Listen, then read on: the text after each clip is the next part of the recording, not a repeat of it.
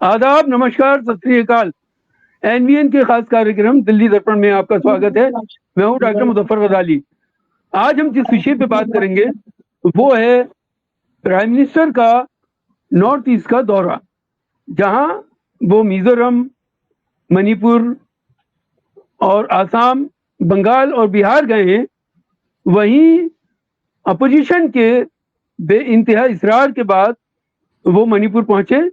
उनको आपको याद होगा 3 मई 2023 को वहां शिद्दत इख्तियार कर ली थी मेतई और कुकी के दरमियान, और मुतशद्दिद झड़पें शुरू हो गई थी। लेकिन पूरे दौरान 2 साल और कुछ महीने के दरमियान प्राइम मिनिस्टर या कोई भी जिम्मेदारान वहां नहीं गए। और अब तकरीबन 28 महीने 12 दिन के बाद प्राइम मिनिस्टर का दौरा इस इलाके में हुआ है। सरकारी आंकड़ों की माने तो 257 लोगों की मौत हो चुकी है, 60,000 लोग विस्थापित हो चुके हैं। मणिपुर पहुंचकर प्राइम मिनिस्टर ने जिन योजनाओं का जिक्र किया उसमें 7,300 करोड़ रुपए की परियोजनाओं का शिलान्यास किया स्टेज से, और 1,200 करोड़ रुपए की परियोजनाओं का इम्फाल में ऐलान किया। सवाल ये पैदा होता है कि इतनी देर उनको पहुंचने में क्यों लगी। और दूसरा सवाल ये पैदा होता है कि प्राइम मिनिस्टर ने इस मौके पर मैतई और कुकी से मिलकर रहने को कहा, लेकिन वहीं आसाम में हिंदू और मुसलमानों को बांटने में बीजेपी पूरी तरह लगी हुई है। तो तहसीन साहब, आपसे मैं सवाल करूं उससे पहले मैं अपने मेहमानों का यहाँ इस्तकबाल करा दूं, पहले तारुफ करा दूं। हमारे साथ में इरफान इंजीनियर साहब हैं, जो इंस्टीट्यूट ऑफ सोशल स्टडीज के डायरेक्टर और बुद्धिजीवी हैं। हमारे साथ में सोशलिस्ट पार्टी के तहसीन खान साहब हैं। हमारे साथ एनवीएन के chief editor doctor Salim Khan साहब हैं। तो तहसीन साहब, चूंकि आप उस पूरे इलाके का सर्वे करके आए हैं और उस पूरे इलाके को देख कर आए हैं, आप आसाम गए थे, आसाम में मुसलमानों की जो दुर्गत है उससे भी आप वाकिफ हैं, तो आपने क्या महसूस किया और जो प्राइम मिनिस्टर का दौरा है उससे आप क्या समझते हैं? हम लोग 2020 में एक बस के जरिए से यात्रा किया था वहाँ आसाम का। वो इसलिए किया था कि हमारे प्रधानमंत्री ने रामलीला ग्राउंड में ये कहा था कि किसी तरह का कोई डिटेंशन कैंप नहीं बन रहा है, ये झूठी अफवाह फैलाई जा रही है। तो हम लोगों ने ये कहा कि ये प्राइम मिनिस्टर को लोग मतलब बदनाम कर रहे हैं और वो कह रहे हैं कि कोई डिटेंशन कैंप नहीं बना है, झूठी अफवाह फैला रहे हैं। तो हम लोग उसकी तहकीक करने निकले थे कि उसको देखें, अगर वाकई नहीं है तो हम लोग ये कहें कि भाई प्राइम मिनिस्टर हमारी बात बिल्कुल सही कह रहे हैं कि बिल्कुल कोई डिटेंशन कैंप नहीं है। लेकिन जब हम लोग गए तो दिल्ली से लेकर के आसाम तक हमारे साथ पुलिस एसपी एस्कॉर्ट करते हुए ले करके गए। हर डिस्ट्रिक्ट में चेंज होते रहे लोग और हम लोगों को वहां तक पहुंचाया, आसाम तक। लेकिन आसाम तक नहीं बल्कि आसाम के बॉर्डर तक, और बॉर्डर से फिर इन नहीं करने दिया। वहां पे तकरीबन हजारों की तादाद में पुलिस गन लेकर के खड़ी रही और फौरन वहां से मुझे कहा कि हम लोगों को ये कहा कि वापस चले जाओ। तो हम लोग वापस चले गए। गोलपाड़ा हम लोगों को जाना था लेकिन जाने नहीं दिया। लेकिन इस बार जब हम लोग गए तो गोलपाड़ा में जो जगह का नाम अभी मैं भूल रहा हूँ, जो गांव है जहाँ पे उन्होंने डिटेंशन कैंप बनाया, वहां तक हम लोग गए। जाकर के देखा वहां पे डिटेंशन कैंप है मौजूद, और अंदर तो गेट के अंदर नहीं जाने दिया। लेकिन वहां के लोगों से हमने पूछा, गेट कीपर वगैरह से, तो उसने कहा कि बहुत बड़ी तादाद में है। हमने तादाद पूछने की कोशिश की तो उससे तादाद नहीं बताई। लेकिन हमने कहा उनसे कि 10,000 लोग तो होंगे ही होंगे। तो बोले कि हाँ, होना चाहिए। तो वहां तक हम लोग गए लेकिन अंदर जाने नहीं दिया। तो ये तो साबित हो गया कि प्राइम मिनिस्टर ने वहां पे झूठ बोला, जबकि डिटेंशन कैंप यहाँ पे मौजूद है। दूसरी तरफ हम लोग जो गए, जो इफेक्टेड एरिया में, और गोलपाड़ा, आपके ये लखीमपुर, और भी कई जितनी जगह, कम से कम 7-8 जगह पे गए हम लोग। तो वहां पे सबका नाम हम बता देंगे जैसे जैसे याद आएगा। तो वहां जाने के बाद से ये अंदाजा हुआ कि ये जो बंगला बोलने वाले लोग हैं, जो बंगाली लोग आए हैं, उनको सबको ये मान के चल रहे हैं कि ये सब बांग्लादेश से आए हुए हैं, और उनको बगैर किसी प्रॉपर नोटिस के, बस ये कि 2-3 दिन पहले, कहीं 10 दिन पहले, एक हफ्ता पहले मैक्सिमम चिपका दिया है नोटिस, और ला करके बुलडोजर से बुलडोज कर दिया और उनको बेयारो मददगार छोड़ दिया। अगर वहाँ के मुकामी लोग जो किसान हैं, अगर वो मदद नहीं करते, तो वो अगर अपनी जमीन नहीं दी होती, तो फिर उनको सड़क पे भी रहने की इजाजत नहीं थी। लेकिन बहुत अच्छी बात रही कि बेचारे लोकल लोगों ने, जो वहाँ के किसान थे, उन लोगों ने उनको जगह दी और वहाँ पे उनको बसाया। और इस तरह की तादाद तकरीबन सब मिला जुला करके 10,000 लोग हैं, जो बेयारो मददगार मुख्तलिफ मकामात पे झोपड़ी बना करके, जिसमें पानी भी लगा हुआ है और न कोई सहूलत है वहाँ पे, न प्रॉपर कोई टॉयलेट का इंतजाम है, पढ़ने लिखने का बच्चों का इंतजाम तो बहुत दूर की बात है।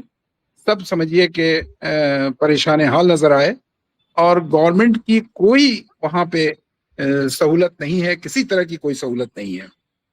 तो सलीम साहब, अजय जी बहरहाल, को ले लीजिए। अजय जी, हाँ सलीम साहब, जी जी, अजय शुक्ला जी वेट कर रहे हैं। हाँ हाँ। तो वहाँ की ये सूरत हाल है, और उनको मुआवजे के नाम पे, रिलीफ के नाम पे 50-50 हजार रुपए दिए हैं, जिसकी कोई हैसियत नहीं है।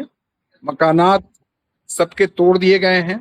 अच्छा, जहां मकान तोड़ा गया है वहां हम लोगों को जाने नहीं दिया, कि वहां बहुत कोशिश की कि भाई हम लोगों को जाने दीजिए, लेकिन वहां जाने नहीं दिया।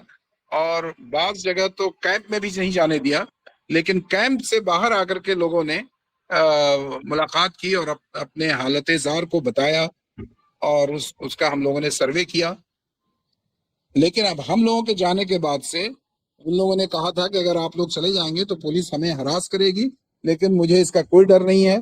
ऐसे भी हम लोग परेशान हैं और वैसे भी परेशान होंगे। तो बाद में पुलिस ने हम लोगों से ये कहा कि देखिए, आप लोगों को बहका के ये लोग बुलाते हैं, और बहुत अच्छे से हैं लोग, कैंप में रह रहे हैं, आप बिल्कुल परेशान नहीं हो। आप लोगों को बहकाते हैं, आप लोगों को मिसगाइड करते हैं। और इन्हीं बातों के साथ उन लोगों ने हमारे जाने के बाद, हम लोगों की टीम के जाने के बाद, 2 लोगों को अरेस्ट कर लिया, जिनका नाम एक हुसैन साहब थे और एक और साहब थे, गालिबन उनका नाम शहनवाज था, जो वहाँ के मुकामी लोग थे, एक्टिविस्ट थे। उनको, एक साहब को तो 24 घंटे डिटेन करके छोड़ा, और दूसरे साहब को जो है ना, वो गालिबन 48 घंटा डिटेन किया, और डिटेन करने के बाद छोड़ा उसको। तो जी तहसील उनकी साहब, मैं आता कोशिश, हूँ आपके पास। जी मैं जी जी, आपके पास आता हूँ। हमारे साथ में वरिष्ठ पत्रकार अजय शुक्ला जी जुड़ चुके हैं। शुक्ला जी, आपका इस्तकबाल है। तो मेरा दूसरा सवाल है इरफान इंजीनियर साहब आपसे, क्योंकि आप स्टडी करते रहे हैं आसाम, मणिपुर, मिजोरम, इस इलाके के बारे में, कि एक तरफ प्राइम मिनिस्टर साहब मणिपुर में कहते हैं कि मिलकर रहिए मेती और कुकी, और दूसरी तरफ आसाम में मुसलमान और हिंदू के दरमियान एक तफरीक पैदा करने की कोशिश की जा रही है, और वहाँ के जो मुख्यमंत्री हैं, उनका जो रोल है उसके बारे में आप ज़्यादा बेहतर समझते हैं। तो आप क्या महसूस करते हैं कि दोगली पॉलिसी क्यों है?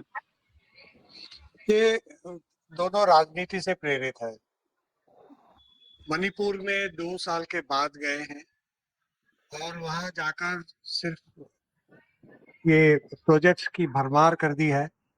इससे क्या बनेगा, क्या हासिल होगा, ये तो किसी को पता नहीं। किस तरीके से ये प्रोजेक्ट इम्प्लीमेंट होंगे। अगर अच्छी तरीके से इम्प्लीमेंट हुए तो अस्पताल, एजुकेशनल इंस्टीट्यूशंस, इंफ्रास्ट्रक्चर के लिए जो प्रोजेक्ट्स हैं वो अच्छी बात है, उसका हम इस्तेमाल करते हैं। लेकिन ये 2 साल बाद क्यों, और प्रधानमंत्री जाने के बाद क्यों? 2 साल तक लोग कैंपों में रह रहे हैं मणिपुर में, और मणिपुर में जैसे कैंप में रह रहे हैं, हालत बहुत खराब है। एक छोटे से पर्दे डालकर बड़े से हॉल में, हम जो कैंप्स में गए, बड़े से हॉल में पर्दे डालकर 10 बाय 10 की जगह बनाई। ऐसे 10 बाय 10 की बहुत सारी जगह बनाई और हर 10 बाय 10 की जगह में 2-3 फैमिलीज रह रही है। अब महिलाओं की हालत तो बहुत खराब है। दाल चावल सिर्फ देते हैं और दाल चावल पर वो बच्चों को दूध नहीं, एजुकेशन नहीं, काम नहीं। 1000 लोगों के लिए कुछ 2-3 टॉयलेट्स थे। महिलाएं कहती थी कि हम खाना नहीं खा रहे ताकि टॉयलेट नहीं जाना पड़े। पानी ठीक से मुहैया नहीं था। मर्द लोग बाहर चले जाते थे टॉयलेट वगैरह के लिए। बहुत ही खराब हालत में मणिपुर कैंपों में जो विस्थापित लोग हैं, 60,000 लोग विस्थापित है, वो ऐसे कैंपों में रह रहे हैं 2 साल से। तो 2 साल की देरी क्यों की? प्रधानमंत्री को तुरंत जाना चाहिए था, वो बिल्कुल गए नहीं। अच्छा, वहाँ मैती कुकी को लड़ाया वहाँ के चीफ मिनिस्टर की राजनीति ने, बीरेन सिंह की राजनीति ने लड़ाया। लड़ाया इतने दिनों तक, 2 साल तक ये लोग कैंपों में रहे लड़ाने के बाद, और उनको साथ लाने की कोई हलचल नहीं की। अब मोदी जी वहां जाने के बाद भी पॉलिटिकल रिकंसिलिएशन के लिए कोई काम नहीं किया। अब अगर देखें कुकी का स्टेटमेंट क्या है और मैतीस का स्टेटमेंट क्या है, अगर आप देखें तो वो 1 इंच भी और पास नहीं आए हैं। कुकी सेपरेट एडमिनिस्ट्रेशन मांग रहे हैं और मैतीस कह रहे हैं कि नहीं, मणिपुर एक रहेगा और इंटीग्रेटेड मणिपुर की मांग कर रहे हैं। तो प्रधानमंत्री का जोर जो था हल्के से मणिपुर एक रहे, इंटीग्रेटेड रहे, इसके लिए था। यानी उनका झुकाव मैतीस के तरफ ज्यादा नजर आया, उनकी मांगों की तरफ ज्यादा नजर आया। ये सिर्फ पैसों की, प्रोजेक्ट्सों की भरमार करके ये दूरियां कम नहीं होने वाली है, क्योंकि ये सवाल पॉलिटिकल सवाल है। और जब तक पॉलिटिकल रेजोल्यूशन नहीं होगा, जब तक बातचीत नहीं होगी मैतीज और कुकीज के बारे में, और उसके कोई प्रयास नहीं किए जा रहे। सस्पेंशन ऑफ ऑपरेशन का एग्रीमेंट रिन्यू हुआ और 2 कुकी ऑर्गेनाइजेशंस है, कुकीज काउंसिल और यूनाइटेड, उसका नाम ठीक से याद नहीं आ रहा है।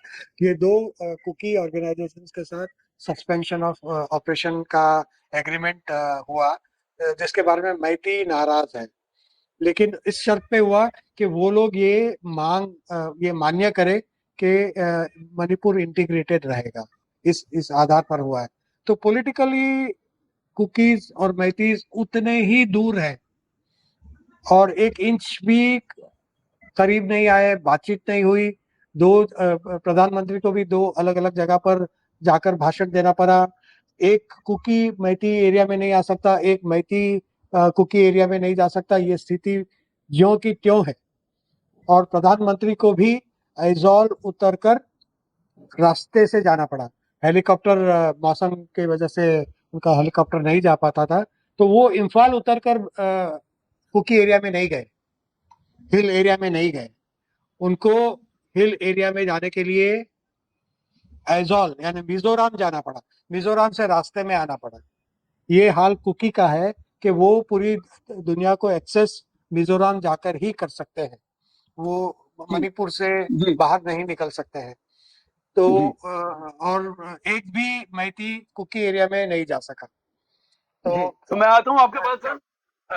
जी अजय शुक्ला जी, सवाल ये है कि मणिपुर में 4,786 घरों को आग लगा दी गई, 386 चर्चों और मंदिरों में तोड़फोड़ हुई, 60,000 लोग विस्थापित हैं। इसके बावजूद प्रधानमंत्री को, और क्या क्या नहीं हुआ वहां, सारी खबरें हम लोग देखते रहे हैं। प्रधानमंत्री को 28 महीने 12 दिन लगे मणिपुर जाने में, और वहां जाकर भी उन्होंने 7,300 करोड़ रुपए का परियोजनाओं का शिलान्यास किया और इम्फाल के लिए 1,200 करोड़ रुपए का।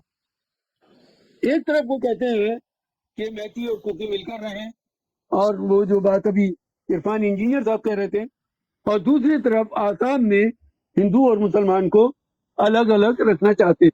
आसाम में उन्होंने 18,530 करोड़ रुपए की परियोजनाओं का ऐलान किया। तो ये पूरी पॉलिटिक्स क्या है? असल में आप एक चीज देखिए, उसको लड़ाया किसने और ये लड़ाई क्यों पैदा हुई। जो चीज 2012 में बिल्कुल थम गई थी और सारी समस्याओं का समाधान निकल गया था, लड़ाई कब शुरू? 2014 में आपका था पहली बार 2014 में कि अरे हमें बस दे दो मौका, हर बार नई ड्रेस, नया तरीका, नया स्टाइल, लेकिन कहानी वही। दूसरी बार हमें 5 साल दे दो और 5 साल में भी सिर्फ हमें 15 महीने दे दो, हम वो कर देंगे। और साहब जब कंप्लीट हो गए 5 साल तब जाते हैं क्या कहते हैं, देखिए 5 साल अभी हमने उसका प्लॉट तैयार किए, अब आपको देखने को मिलेगा। और ऐसा प्लॉट तैयार किया था कि डेढ़ साल कहा इन्होंने, 15 महीने, सॉरी 1.5 साल नहीं 15 महीने। तो 15 महीने में यह स्थिति हुई, फरवरी 2022 को बोला और मई 2023 में लड़कियां नंगे परेड कराई जा रही थी, हत्याएं हो रही थी, घर जलाए जा रहे थे। ये नफरत का प्लॉट तैयार किया था, वह प्लॉट तैयार किया था जो कह रहे थे कि सबका पूरी चीजें मिलेंगी, कुकीज के लिए भी, इनके लिए भी, नागा के लिए भी। और स्थिति ये हुई कि उन्होंने बहुतायत के वोट हासिल करने का सिर्फ खेल किया कि हमें तो बहुमत चाहिए है, पूर्ण बहुमत की सरकार बना दो। 2022 में यही कह रहे थे, पूर्ण बहुमत की सरकार बना दो, आप देखो हम क्या करेंगे। 25 साल के लिए हम मणिपुर को कर देंगे, 25 साल ये कहे अपने भाषण में। मैंने तारीख दे दी है, आप पूरा वीडियो सुन लीजिएगा, उतना तो सुना नहीं सकते हैं, आपका कार्यक्रम खत्म हो जाएगा। साहब मेरा ये कहने का मतलब है कि आप इस शख्स की कथनी करनी का अंतर देख लीजिए। और हर बात आरएसएस के लोग दुअर्थी बोलते हैं। आपसे एक चीज मैं रिक्वेस्ट करूंगा, सदैव जिंदगी भर याद रखिए, पंडित जवाहरलाल नेहरू ने कहा था यदि आरएसएस का व्यक्ति बोले मैं पूरब जा रहा हूं तो पूरब की दिशा छोड़ के शेष 3 दिशाओं में उसे खोजिए। यानी वो पूरब तो बिल्कुल नहीं जाएगा। तो आप समझ लीजिए, वो यदि कहे कि हम जोड़ने की राजनीति कर रहे हैं, सबका विकास करने की बात कर रहे हैं, सबका विश्वास की बात कर रहे हैं, तो यानी सबका विश्वास नहीं होगा, सबको जोड़ने का काम नहीं होगा, तोड़ने का ही काम होगा। और वही हुआ। और वो मणिपुर आज भारत पाकिस्तान से भी ज्यादा बुरी स्थिति में, फिर भी हम पाकिस्तान के साथ में मैच खेल ले रहे हैं। वहां तो मैच की छोड़िए, आपको अफसर बदलने पड़ते हैं, सिक्योरिटी ऑफिसर्स बदलने पड़ते हैं। मैतेई क्षेत्र में मैतेई ही रहेंगे और कुकी क्षेत्र में कुकी ही रहेंगे। बफर जोन बना हुआ है साहब। जो हालात हैं वो हालात के लिए कौन जिम्मेदार है? यही डबल इंजन की सरकार जिसकी बात नरेंद्र मोदी कह रहे थे और गाली दे रहे थे उस समय, पहले भाषण में, दूसरे भाषण में, तीसरे भाषण में, कि 15 साल वो लोग रहे, उन्होंने क्या किया, तुम्हारे साथ क्या किया। बर्बाद कर दिया लड़कियों का भविष्य, बर्बाद कर दिया युवाओं का भविष्य, बर्बाद कर दिया किसानों को। और किसमें बर्बाद हुए, किसमें जले, किसमें गैंगरेप्स हुए, किसमें क्या हुआ, सबके सामने। साहब जब ये हो रहा हो तो हम कहेंगे कि नहीं, नरेंद्र मोदी तो बड़ा अच्छा कर रहे हैं, उनकी डबल इंजन सरकार। यदि हिम्मत थी तो नरेंद्र मोदी खुद अपने रास्ते को बदले हुए बिना चले जाते, सीधे मणिपुर से, मणिपुर का रास्ता है, क्यों मणिपुर की बजाय दूसरे मिजोरम से होकर के उन्हें जाना पड़ा, रास्ता बदलना पड़ा। सब ये अपने आप में बताता है क्यों किले के भीतर इंफाल में उन्हें कार्यक्रम करना पड़ा, क्यों उन्हें जहां पर वहां कार्यक्रम था तो वहां जाकर के कुकी क्षेत्र में 7 दिन पहले से वहां पर जितनी फोर्सेस गई थी, सेना के लोग भेजे गए थे, अर्धसैनिक बल भेजे गए थे, वो भी देख लीजिए। मैं बात कर रहा था किसी वहां के एक ऑफिशियल से, उसने मुझे कहा 100 करोड़ से अधिक नरेंद्र मोदी के यहां आने का खर्च हुआ है। पैकेज आप 500 करोड़ का घोषित कर रहे हैं और 100 करोड़ से अधिक जो है आपके ऊपर खर्च हो रहा है, और वो भी चंद देर के लिए गए, कोई आप ये नहीं, किसी भी पीड़ित के कैंप में नहीं गए, रेड कारपेट मुलाकात की है साहब।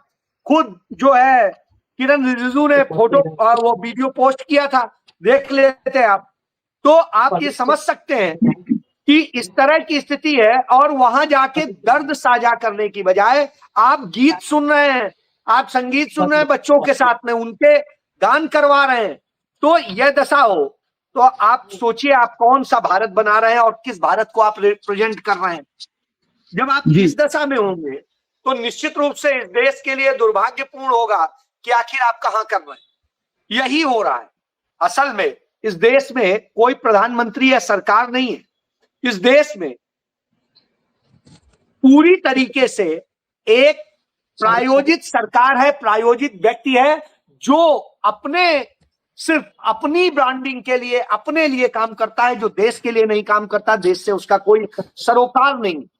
और जब यह दशा हो तो आप कौन सी बात करेंगे साहब। वहां जो बच्चे हैं, जैसा शायद हमारे कोई साथी बता रहे थे, आप ये देखिए, ये देखिए, वहां लोग मर रहे हैं, नरेंद्र मोदी गीत सुन रहे हैं टोपी लगा के, रेड जी। कारपेट। जी। तो यह हाल हो जिस देश में, उस देश में क्या कहेंगे।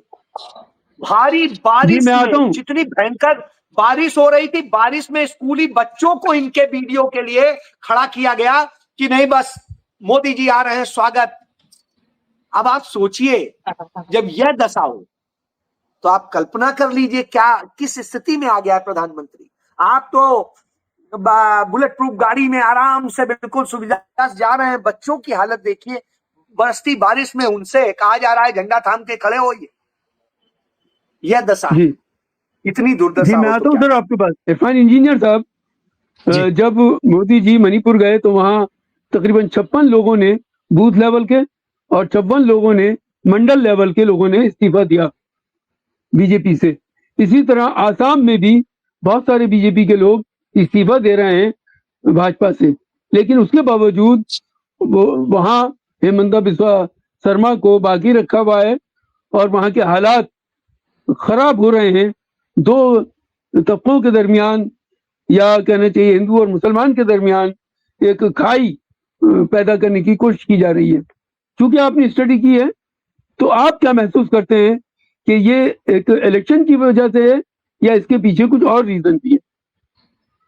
जी, मैं ये कहना चाहूँगा कि दोनों जगह उनकी पॉलिटिक्स वही रही है। वहाँ बीरेन सिंह ने हिंदू मैती और कुकीज़ के बीच में लड़ाई करवाई।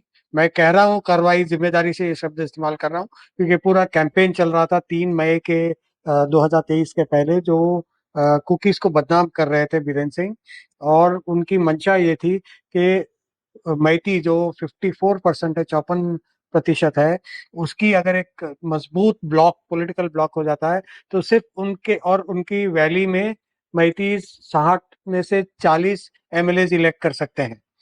तो अगर 40 में से 60 में से 40 एमएलएज इलेक्ट हो जाएं और वो अगर बीजेपी के आ जाएं, तो उनकी मेजॉरिटी हो जाती है। तो वो एक किस्म की मेजॉरिटी बना रहे थे।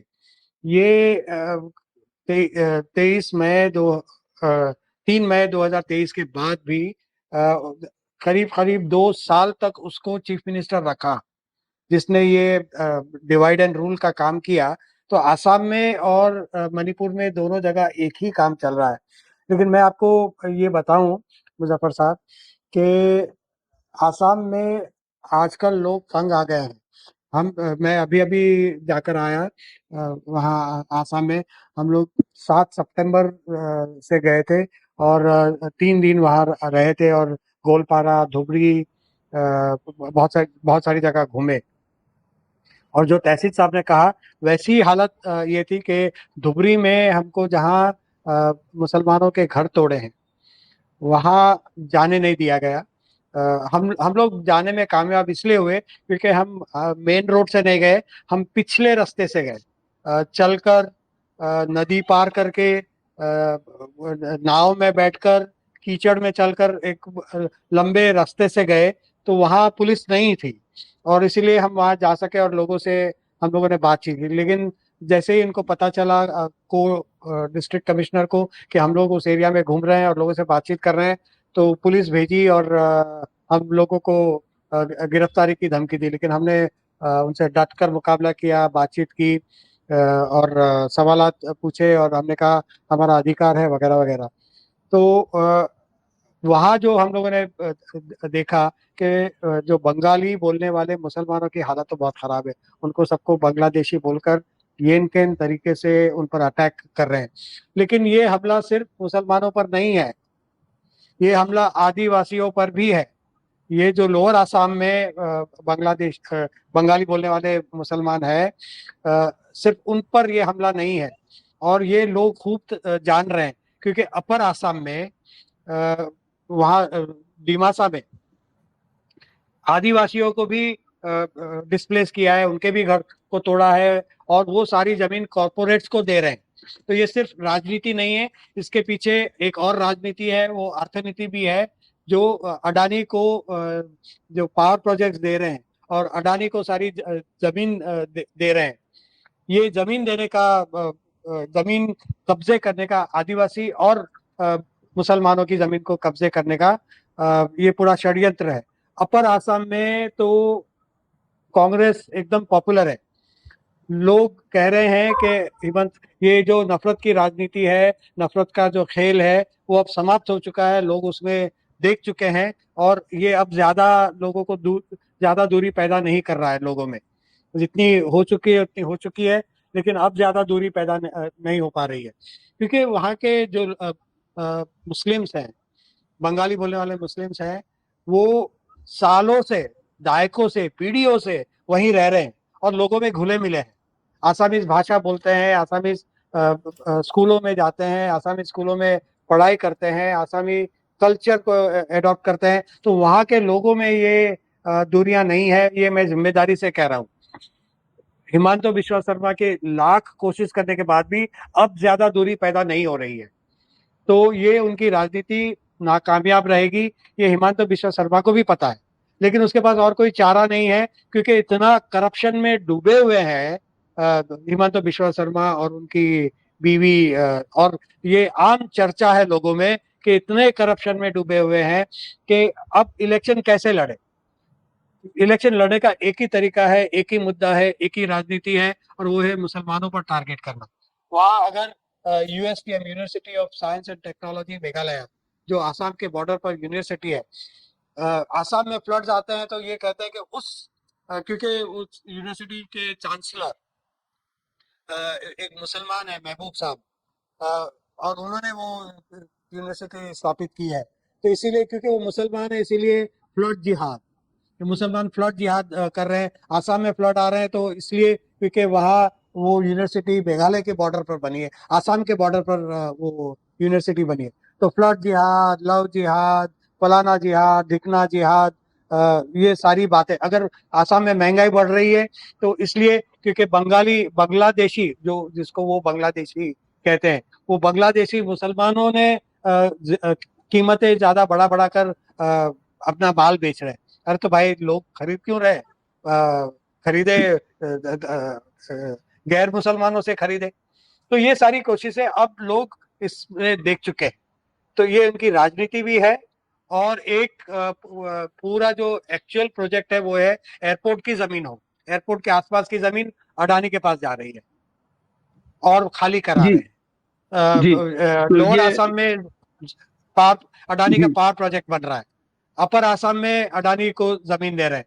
तो ये दोनों है, मोदी जी के दोस्त को खुश किया जा रहा है और लोग प्रोटेस्ट ना करें इसके लिए एंटी मुस्लिम भाषा बोली जा रही है। तो ये राजनीति भी है और अडानी को आसाम सौंपने की राजनीति है।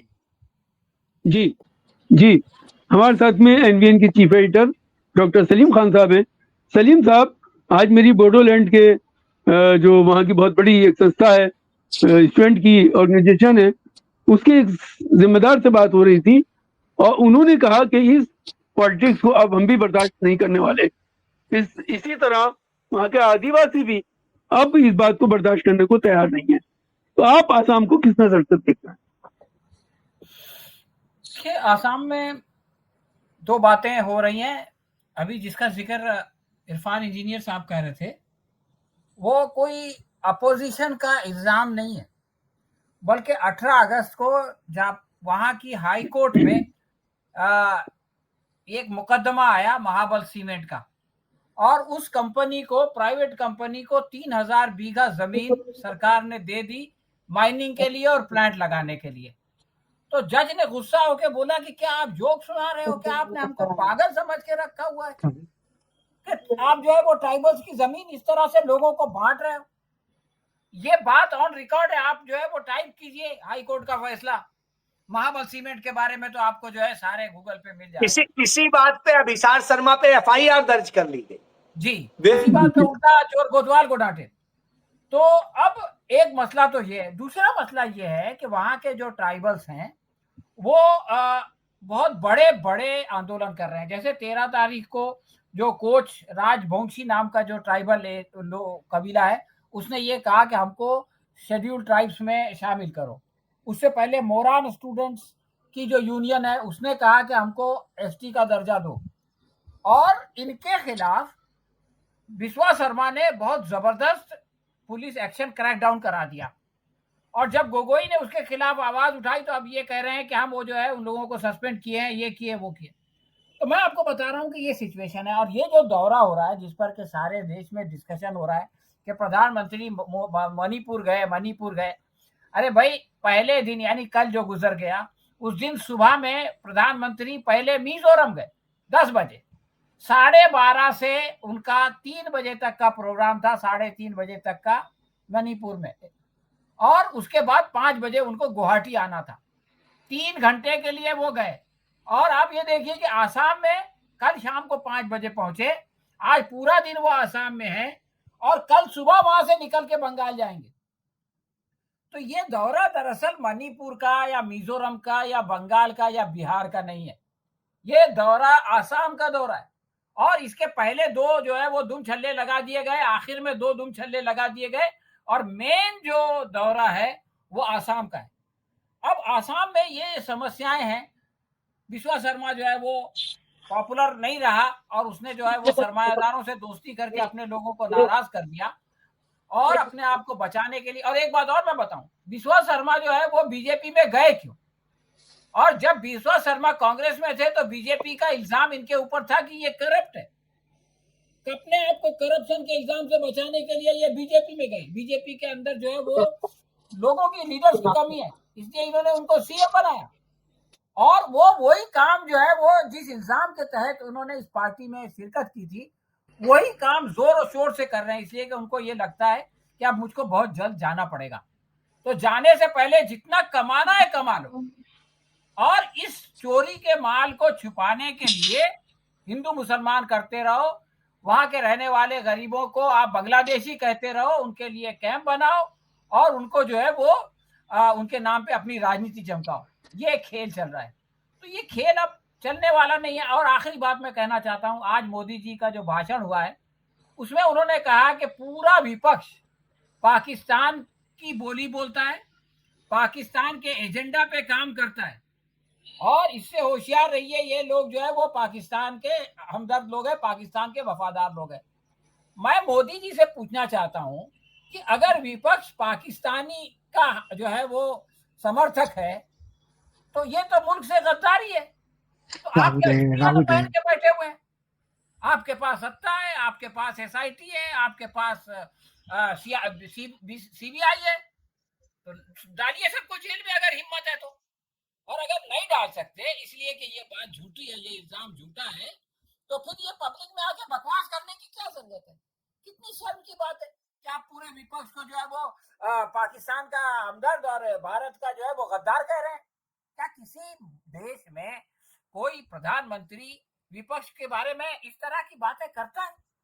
इस तरह की बातें उसी वक्त की जाती हैं जब इंसान के पास कुछ हो नहीं बोलने के लिए, जब कुछ हो नहीं दिखाने के लिए। 10-10 साल से सरकार में बैठे हैं, कुछ किया तो नहीं। अब लोग जवाब मांग रहे हैं कि भाई क्या कर रहे थे तुम? तो आप जो है वो कभी हिंदू मुसलमान करते हैं, कभी बांग्लादेशी आसामी करते हैं, कभी पूरे विपक्ष को पाकिस्तानी बता देते हैं। तो ये असल में इनकी हताशा है, इनकी निराशा है, और इसी तरह से ये अपने पैर पे कुल्हाड़ी मार रहे हैं, बल्कि कुल्हाड़ी पे पैर मार रहे हैं। और मैं समझता हूं कि अभी ये ज्यादा दिन तक चलने वाला नहीं है। जी, इस वीडियो में इतना ही। हमें दीजिए इजाजत। तमाम मेहमानों का बहुत शुक्रिया। हम फिर हाजिर होंगे एक नए मुद्दे के साथ।